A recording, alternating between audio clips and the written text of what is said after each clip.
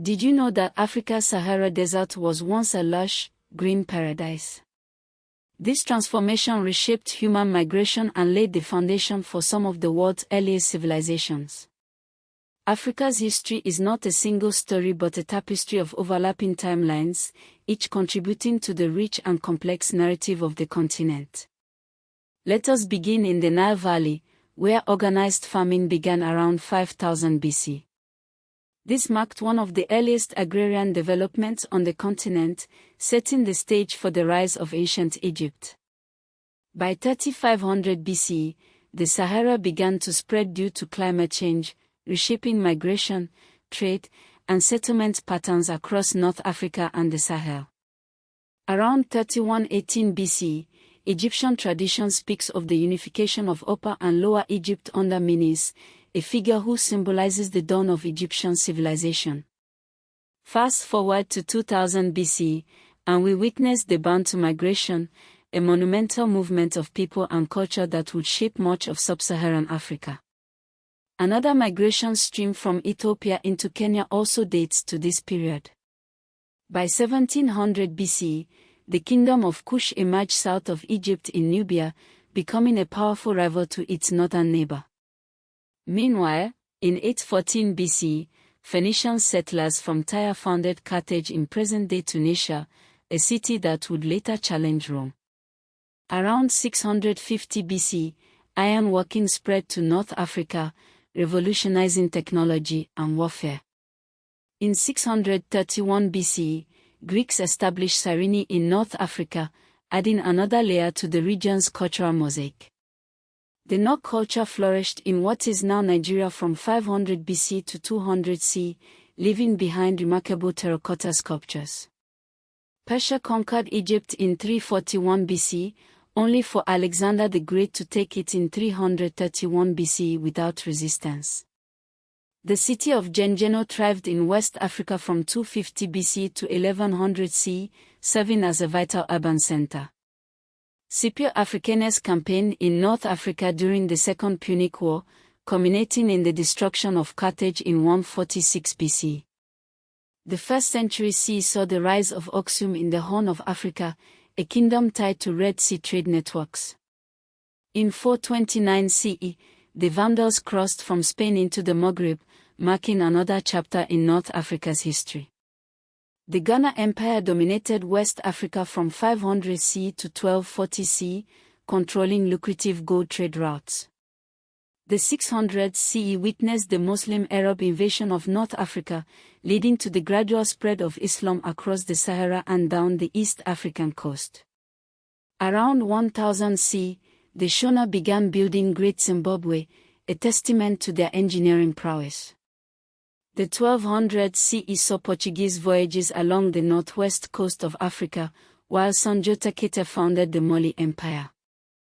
The Berlin Conference of 1884 to 1885 formalized the European partition of Africa, excluding African representatives from the decision-making process. By 1914, European powers controlled nearly all of Africa except Ethiopia and Liberia.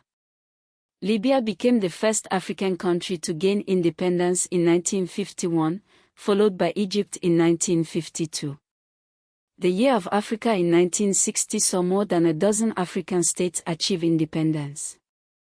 Zimbabwe's independence in 1980 marked the last major Southern African decolonization milestone.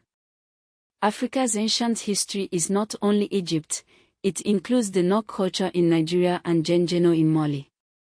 The Sahara was once greener and more habitable, influencing human movement toward the Nile and Sahel.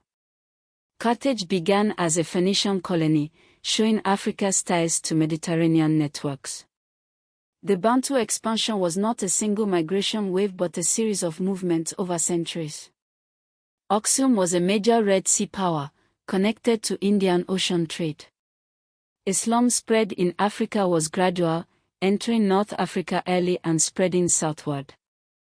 The Berlin Conference excluded Africans, shaping later border disputes. By 1914, only two independent African states remained, Ethiopia and Liberia. Great Zimbabwe was built by African societies, a fact earlier colonial narratives tried to deny. Ancient Nile Valley states influenced later African and Mediterranean worlds. Kush, Carthage, Aksum, Mali, and Great Zimbabwe show Africa's multiple centers of power. Trans-Saharan and Indian Ocean trade linked Africa to the Mediterranean, Middle East, and India. Islam and Christianity became major African religions through long historical processes. The Atlantic slave trade and colonial conquest transformed African demographics and economies. The Berlin Partition created borders that ignored ethnic and ecological realities, contributing to political tensions. Decolonization reshaped global politics and inspired liberation movements. Modern borders reflect the colonial partition. Language maps today show the spread of Bantu languages. Religious geography mirrors older patterns, with Islam dominant in North Africa and Christianity in East and Southern Africa. Trade corridors along the Swahili coast and Sahara remain historically important. National identities in Ethiopia, Egypt, Sudan, Mali, Nigeria, Zimbabwe, and South Africa draw on deep historical memory. Pan-Africanism and liberation politics are rooted in the colonial and decolonization eras. Egypt's place in African history is often distorted, with narratives detaching it from Africa entirely. The term means and the date of unification are debated. Africa's history is a continent-wide chronology of major turning points, not a single origin story.